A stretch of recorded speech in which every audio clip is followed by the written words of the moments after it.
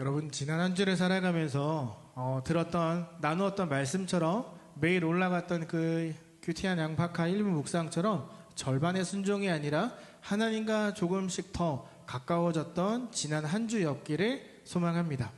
근데 여러분, 하나님 앞에 순종하며 사는 거 쉬워요, 어려워요?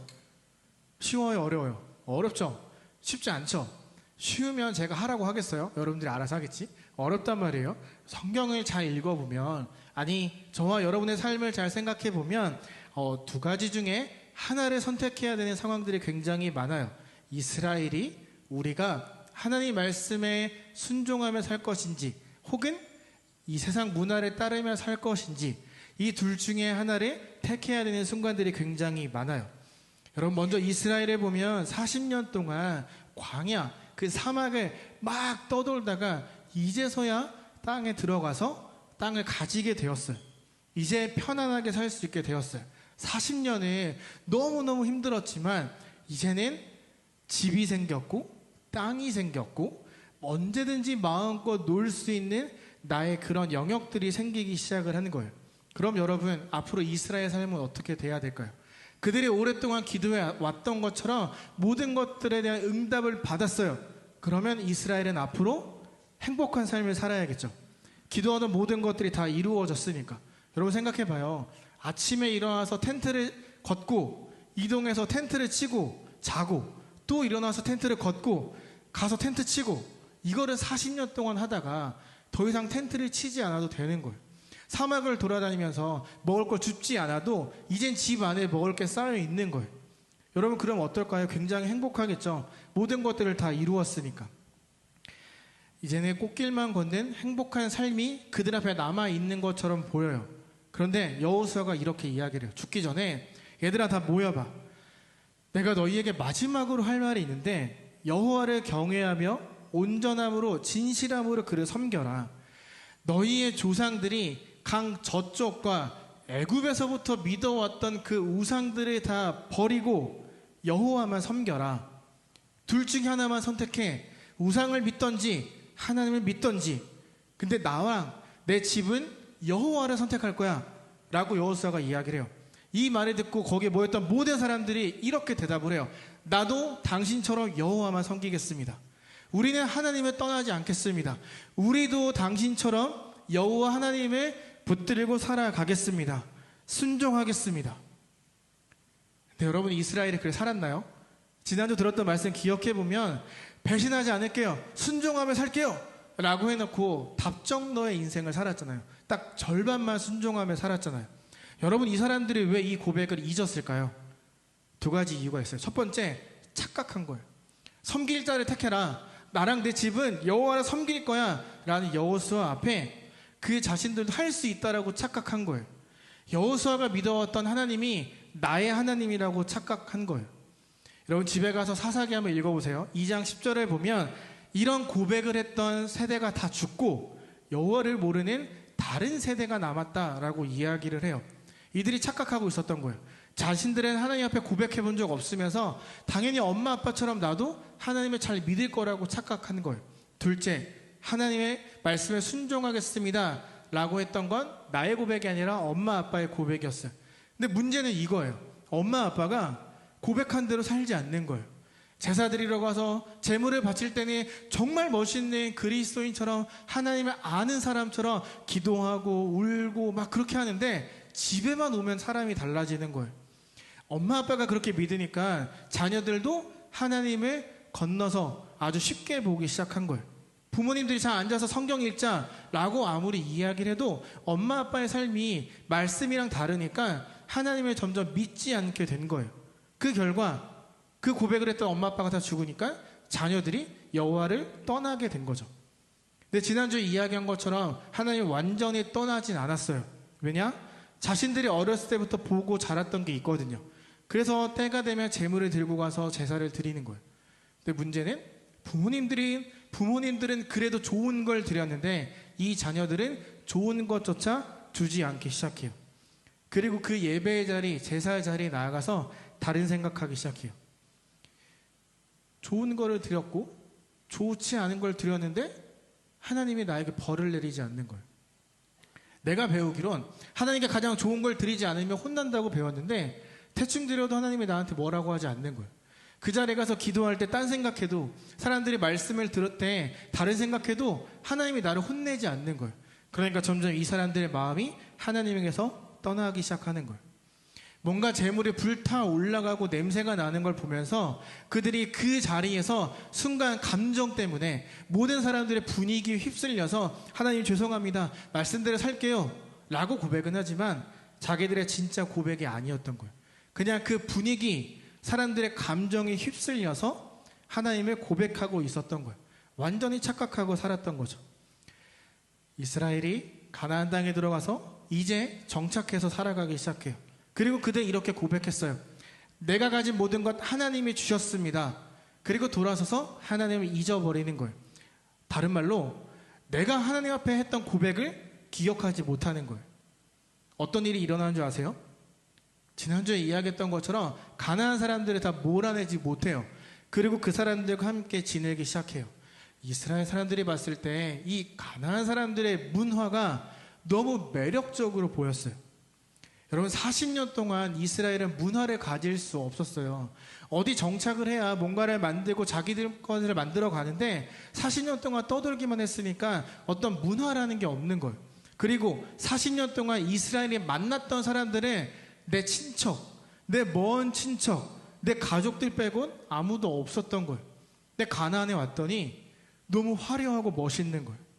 그들이 가지고 있는 문화가 너무너무 매력적인 거예요. 그래서 문화를 조금씩 배우기 시작하는 거예요. 그러면서 하나님을 잊어가요. 왜냐하면 문화를 배우면서 그 사람들이 믿고 있던 바알과 아세라와 같은 우상들도 자연스럽게 받아들이게 되었거든요. 여러분, 우리는 눈에 보이는 것에 굉장히 약한 사람들이에요. 보이지 않는 하나님보다 멋지게 만들어진 우상을 보면서 마음을 빼앗기기 시작한 거예요. 그렇게 지내다가 가나안이 이스라엘을 지배하기 시작해요. 왜냐하면 이 가나안 사람들은 오랫동안 그 땅에서 살았고 노예를 부리는 법을 알고 있었어요. 근데 이스라엘은 400에서 430년의 노예로 살았고 40년 동안 광야 생활을 하고 이제 막 이 땅에 정착했어요. 그들보다 가나안 사람들이 더 많이 알고 있는 거예요. 어떻게 사람들을 구워 삶아야 될지를 가나안 사람들이 알고 있었던 거예요. 점점 문화에 빠져들면서 가나안 사람들의 지배를 받기 시작하는 거죠. 어느 날 정신 차려보니까 내가 가진 모든 것들을 다 가나안 사람들에게 주고 있었던 거예요. 가나안 사람들이 지나가다 기분 나쁘면 자기들을 막 때리는 거예요. 집에 막 들어와서 물 함부로 마시고 내가 먹으려고 숨겨놨던 막 간식들 막 그냥 들고 나가는 거예요. 먹지 마세요 이러면 막 때리고 괴롭히고. 이스라엘이 정신 차려보니까 가나안을 이길 수 없게 된 거죠. 그때서야 이스라엘이 하나님을 생각하기 시작해요. 그때서야 염치 없이 하나님 앞에 도와달라고 기도하는 거예요. 모른 척해도 괜찮잖아요. 근데 하나님이 그들의 기도를 듣고 응답하기 시작하시는 거예요. 에훗이라는 사람을 세우는데 하나님께서 에훗을 세우셨을 때 모든 이스라엘 사람들은 에훗에게 어떤 기대도 하지 않았어요. 에훗이 우리를 구원해 줄 수 없어 라고 생각했어요. 왜냐하면 성경은 에훗을 왼손잡이라고 이야기를 하거든요. 원래 왼손잡이였는지 후천적으로 왼손잡이가 됐는지 손에 장애가 있었는지는 알 수 없지만 왼손잡이였어요. 이 왼손잡이를 찾아보니까 오른손에 제한이 있는 사람이라는 뜻을 담고 있더라고요. 오른손에 문제가 있는 사람, 오른손을 쓸 수 없는 사람, 왼손잡이. 이스라엘 사람들 생각에 쟤는 우리를 구원할 수 없어 라고 생각한 거예요. 너무 보잘것없었어요. 이 에훗 전에 이스라엘을 구원해줬던 사람은 온니엘이라는 사람이 있는데 키가 크고 등치가 엄청나게 좋았어요. 모두가 봐도 장군감이었어요. 그래서 모두가 할 수 없어 라는 전쟁을 가서 이기고 돌아온 사람이었어요. 그 온니엘과 비교했을 때 지금 이 에훗은 너무 작고 보잘것없고 오른손에 문제가 있고 왼손을 쓰는 사람이었던 거예요. 여러분, 왼손잡이 욕하는 게 아니에요. 왜 사람들이 에훗을 그렇게 봤냐면 에훗은 베냐민 지파였는데 여러분, 베냐민의 이름의 뜻이 오른손의 아들이에요. 그러니까 베냐민 사람들은 오른손을 사용하는데 굉장히 능숙했던, 누구보다 오른손을 잘 썼던 사람들이라는 거죠. 그런데 그 집안에 오른손에 문제가 있는 왼손잡이가 태어난 거예요. 오른손의 집안에 오른손을 쓸 수 없는 왼손잡이가 태어나니까 모두가 깔보고 무시하기 시작하는 거예요. 네가 우리를 구한다고? 말도 안 돼. 오른손에 문제가 있었기 때문일까요? 15절을 보면 그를 통하여 라는 말이 있는데 이 당시 이스라엘을 지배하던 왕 이름이 에글론이라는 사람이었어요. 이 왼손잡이에게 이스라엘 사람들이 모든 것들을 주고 이 에훗이 들고 가서 에글론에게 저희를 잘 봐주세요 라면서 바치고 있었어요. 누가 봐도 가장 가능성 없는 초라한 보잘것없는 문제아가 에훗이었다라는 거죠. 심지어 이 에글론 왕의 이름의 뜻은 황소예요. 강하고 용맹하고 싸움에 천부적인 재질을 가진 사람. 근데 그 황소가 지금 성경을 보면 비둔한 자라고 이야기를 해요. 비둔하다는 뚱뚱해졌거나 옷을 두껍게 입어서 움직이는 것을 잘 못한다라는 뜻이에요. 처음에 에글론은 진짜 멋있는 근육질의 남자였어요. 그리고 이스라엘을 점령하고 18년 동안 누구도 에글론에게 덤비지 못한 거예요. 너무 무서우니까. 18년 동안 너무 편안하게 살다 보니까 좋은 것만 먹다 보니까 살이 찌면서 황소가 돼지가 되어버린 거죠. 여러분 이 이스라엘과 에글론의 공통점이 있어요. 혹시 뭔지 아세요? 처음 마음을 잃어버린 거예요. 처음 가졌던 마음을 잃어버리고 현실에 적응하고 나의 모습을 잃어갔던 거예요. 특히 이스라엘은 하나님이 주신 은혜, 회복이 분명한데도 감사하지 않고 그 마음을 잃어버렸어요. 여러분에게 질문할게요. 여러분은 어때요? 하나님을 만났던, 기도하며 부르짖었던 그때 그 마음이 이번 한 주를 살아가면서, 아니 오늘 예배 자리에 나온 여러분들에게 여전히 있나요? 한번 생각해 보세요. 혹시 내가 이 교회에 가서 그 사람들의 분위기와 감정에 휩쓸려서 기도하진 않았을까? 시끄럽고 막 큰 음악 소리, 우는 사람들을 바라보며 나도 막 휩쓸려서 고백한 건 아닐까? 한번 생각해 보세요. 저는 요즘 제 자신에게 이런 질문을 굉장히 많이 해요. 휘서가 자카르타에 오게 되었을 때 그 마음 여전히 너에게 있니? 요즘 무슨 생각과 무슨 마음으로 살아가니? 라고 스스로에게 굉장히 많이 물어봐요. 여러분에게도 묻고 싶어요. 하나님을 사랑하는 그 마음, 하나님의 고백함을 결단했던 그 마음, 그 고백들 여러분 기억하고 있나요? 여러분 이거는 우리가 하나님 앞에 갈 때까지 평생토록 고민해야 되는 질문일지도 몰라요. 왜냐하면 여러분 하나님 없이 누리는 평안함은 진짜 평안함이 아니거든요. 어쩌면 저도 여러분도 이 휴대폰 세상에 빠져서 유튜브, 웹툰이든 뭐든 여기에 빠져서 세상 문화에 점점 빠져들기 시작하면서 하나님이 주시는 평안함이라는 착각 속에 난 잘 지내고 있지 라고 오해할 수 있기 때문이에요. 제가 필리핀에 있었을 때 이야기예요. 청년부 목사님이 이제 케냐에서 선교사를 하다가 오셨다가 다시 이제 필리핀으로 나가시면서 저한테 가자라고 말씀하셨어요. 저는 뒤도 안 돌아보고 따라 나셨어요. 저의 첫 선교 생활이었고 선교사의 삶을 살아볼 수 있는 기회였고 앞으로 내가 선교사로서 어떤 꿈을 꿔야 될지 계획을 세울 수 있는 중요한 시간이었거든요. 필리핀 가는데 너무 행복한 거예요. 새로운 문화에서 살아간다는 것, 선교지에서 내가 꾸던 꿈을 이룰 수 있다는 것 너무너무 행복했어요. 그냥 가만히 있어도 실실 막 웃음이 나올 정도로 행복했어요. 처음에 갔을 때 간단한 Hi, my name is 휘석 이거밖에 못하던 제가 조금씩 사람들이랑 소통하기 시작하니까 복음을 전할 수 있게 되니까 너무너무 행복한 거예요. 근데 이게 한 3개월 정도 지나니까 이 동네 모든 사람들에게 복음을 전할 거야 라고 갔던 그 마음이 사라지기 시작했어요. 새벽 예배 루틴이 이랬어요. 새벽 예배, 공부, 전도, 운동, 공부, 저녁 예배 이거를 계속 하고 살았어요. 근데 여러분 이게 습관이 되기 시작한 거예요.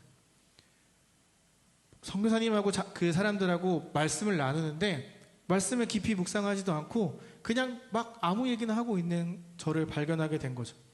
어느 정도 영어가 되기 시작하니까 3개월 만에 대학교 편입을 하게 되니까 영어가 재미가 없어지는 거예요. 별거 아니네. 이따위 거. 근데 오해하지 마요. 영어 진짜 엄청 못했어요. 근데 그 사람들이 불쌍해서 저를 받아줬던 거였어요. 근데 교만해지기 시작한 거예요. 영어가 안 될 땐 그렇게 도와달라고 지혜를 달라고 기도하더니 익숙해지니까 기도가 나오지 않는 거예요. 모든 게 은혜였는데 모든 게 짜증으로 바뀌기 시작했어요. 왜 이렇게 더운 거야? 이게 왜 이렇게 힘들어? 말씀을 읽는 게 아니라 누워서 자는 시간이 늘어났어요.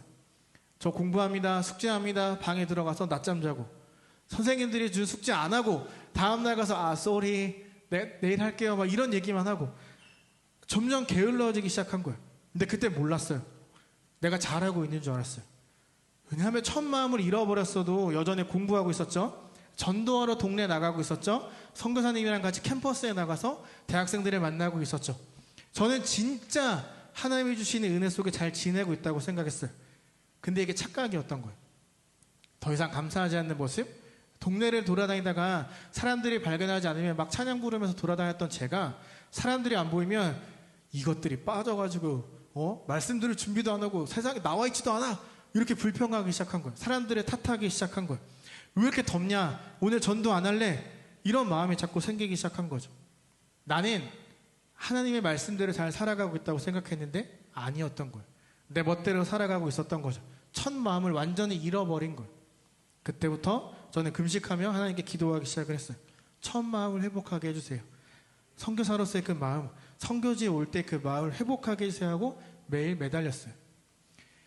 내가 알고 있었던 그 평안함이 하나님이 주시는 평안함이 아니었더라고요. 내가 느끼고 있었던 그 모든 것들이 하나님이 주시는 그런 은혜가 아니라 내가 만들어낸 내가 착각 속에 누리고 있었던 은혜였다는 걸 알게 된 거죠. 여러분 어쩌면 우리가 다 이런 오해 속에 살아가고 있을지 몰라요. 가짜 평안함. 내가 매일 하던 반복한 삶을 살아가면서 어떤 어려운 일이 생기지 않으니까 그냥 이게 하나님이 주시는 평안함이야 라고 우리가 오해하고 있을지 몰라요.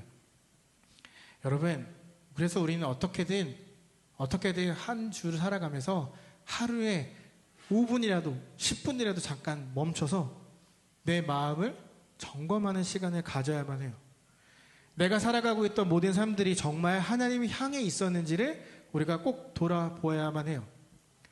여러분에게도 고민이, 어려움이, 상처가, 힘듦이 있을 거예요. 그러면 어떻게 해요? 우린 배운 대로 습관처럼 기도하겠죠.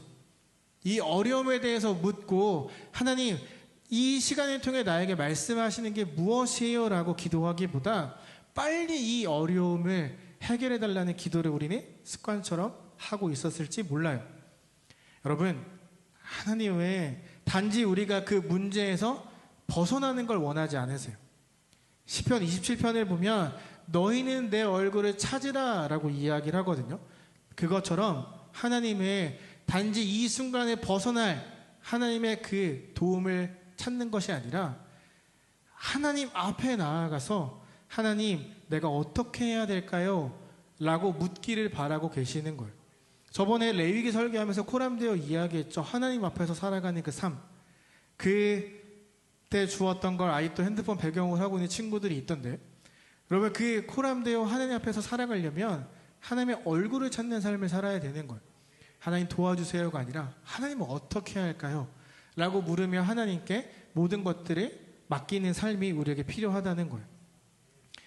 여러분 이스라엘이 첫 마음을 잃어버리고 살다가 이제서야 하나님의 얼굴을 구하며 하나님 어떻게 할까요? 라고 질문하기 시작하니까 하나님이 일하기 시작하세요. 여러분 아까 에훗이 왼손잡이라고 했죠. 에훗이 에글론을 만나러 가는데 이 오른쪽 허벅지 안쪽에 한 40cm 되는 칼을 딱 숨겨요. 아무도 그를 의심하지 않아요. 그가 에글론에게 딱 가서 이렇게 이야기를 해요. 하나님의 명령을 은밀한 일을 당신에게 이야기해 주겠습니다. 에글론이 일로 와. 의심하지 않는 거예요. 이까짓 게 나를 죽일 거라고 생각하지 않는 거예요. 여기 성경에는 하나님의 명령이라고 되어 있지만 원래 쓰여졌던 히브리어로 보면 엘로힘이라고 단어가 쓰여져 있는데 이 당시에 엘로힘은 하나님만 이야기하는 게 아니라 그 모든 우상신들을 다 한 번에 표현하는 게 엘로힘이었어요. 그러니까 에글론이 하나님을 알아서 하나님의 명령이 뭔데? 이렇게 질문한 게 아니라 우리 신이 뭐라고 하디? 나한테 말해봐 라고 이야기하는 거예요. 그리고 이 당시에 이 은밀한 일은 뭐 숨겨져 있는 보석이나 혹은 다른 나라의 군사적 기밀이나 다른 나라를 점령할 수 있는 어떤 그런 것들을 갖고 있는 것을 이야기했어요. 에글론이 불러요. 에훗이 가서 왼손으로 허벅지에 있는 칼을 꺼내서 찌르는 거예요. 여러분 생각해봐요. 왼손잡이가 여기서 꺼내서 찌르는 게 빠를까요? 여기서 꺼내서 찌르는 게 빠를까요? 왼손이겠죠. 당연히 내 밑에 있는 게 여기에 숨긴 거예요. 근데 여러분 에글론이 얼마나 황소가 얼마나 뚱뚱하고 비둔해졌냐면 여기서 손을 꺼내서 칼을 찌르는데 막지를 못하는 거예요. 이게 더 빠른데 이렇게 느리게 빼낸 사람에게 칼에 찔린 거예요. 찔렸는데 얼마나 뚱뚱했냐면 그 안에 내장 지방이랑 기름이 섞여서 칼이 안 뽑히는 거예요. 엄청나게 뚱뚱해지고 비둔해진 거죠. 그래서 에훗이 어쩔 수 없이 칼을 들고 도망치는 거예요. 여러분 여기서 생각해야 되는 건 이거예요. 모두가 에훗은 안 된다라고 생각했어요. 쟤는 우리를 구원해 줄 수 있는 능력도 힘도 없어. 생긴 걸 봐. 제가 어떻게 우리를 구원해? 라고 이야기를 했어요. 모두가 안 된다고 했을 때 하나님이 그 사람을 통해 이스라엘을 구원해 주신 거예요. 여러분은 어떤 신앙인, 어떤 그리스도인이 되고 싶은가요? 예수 그리스도를 향해서 뜨거웠던 그 마음이 여전히 나에게 있는지 생각해야 돼요. 아니면 뜨거웠었는지, 하나님을 향한 마음이 지금도 진행되고 있는지, 아니면 그냥 그때였는지를 우리는 늘 생각해야 된다라는 거예요. 여러분 이걸 확인할 수 있는 좋은 방법이 있어요. 나에게 이렇게 질문하는 거예요. 첫째, 나에게 하나님의 은혜는 뭘까? 내가 왜 예배에 나올까? 하나님이 나에게 도대체 누구이길래 내가 이렇게 말씀을 읽고 예배에 참석하는 걸까? 나에게 하나님의 은혜는 무엇일까? 먼저 스스로에게 질문하는 거예요. 두 번째, 나는 은혜를 은혜로 여기면서 살아가고 있는가? 다른 말로 이 은혜가 그냥 누군가가 말하는 게 아니라 정말 내 삶을 바꾸어 줄 수 있는 하나님의 사랑인가? 라고 스스로에게 질문해야 된다는 거예요. 셋째, 그럼 지금 내 마음엔 무엇으로 채워져 있을까? 하나님을 향한 고백이 없다면 어쩌면 나의 마음은 하나님보단 유튜브, 내가 구독하는 그 누군가, 혹은 내가 좋아하는 웹툰, 친구, 브롤, 뭐 게임, 뭐 이런 것들을 채워져 있을 수 있죠. 이 세 가지를 스스로에게 계속해서 질문하는 거예요. 이 세 가지를 계속 질문을 해야 나의 마음이 어디를 향해 있는지를 우리가 알 수 있게 되는 거예요. 여러분 말씀을 읽어야, 들어야, 들은 것을 기억해야 내 마음이 어디에 있는지 스스로 진단할 수 있어요. 이스라엘처럼 세상 문화에 대해 마음을 다 뺏겨서 살아가고 있었는지, 아니면 하나님께 마음을 두고 그분을 신뢰하며 살아가고 있었는지를 스스로 확인할 수 있다는 거예요. 여러분, 큐티한 양파칼을 통해, 아니 그거 말고 그냥 여러분이 여러분의 입술로 나의 구세주라고 고백했던 예수 그리스도를 매일매일 붙잡았으면 좋겠어요. 어설프게 놨다가 필요할 때 잡는 게 아니라 그냥 계속해서 붙들고 있었으면 좋겠어요. 여러분들이 고백했던 것처럼 하나님을 향했던 순수한 그 열정, 그 마음, 내가 그렇게 살아가겠습니다라고 결단했던 그 모습들과 마음들이 정말로 말로, 행동으로 드러나는 그리스도인들이 되기를 소망해요. 그러려면 말씀을 읽고 듣고 스스로에게 질문하면서 계속해서 점검해야만 해요. 여러분 이 세 가지를 꼭 기억해 보세요. 세 가지의 질문을 살아가면서 던질 수만 있다면 여러분의 삶은 계속해서 바뀌게 될 거예요. 매일 묵상하는 그 말씀이 여러분의 삶 속에서 그 마음의 중심에 자리 잡기를, 나의 마음을 계속해서 점검하면서 살아가기를, 첫 마음을 계속해서 유지하며 살아갈 수 있는 그 은혜가, 그 뜨거움이 여러분에게 자리 잡기를 간절히 바라요. 여러분이 이 시대의 에훗이 되었으면 좋겠어요. 여러분 특히 이 인도네시아는 이슬람이 엄청 많잖아요. 하나님을 모르는 이 사람들 속에서, 아니 여러분들이 나중에 대학가 한국에 돌아가도 똑같을 거예요.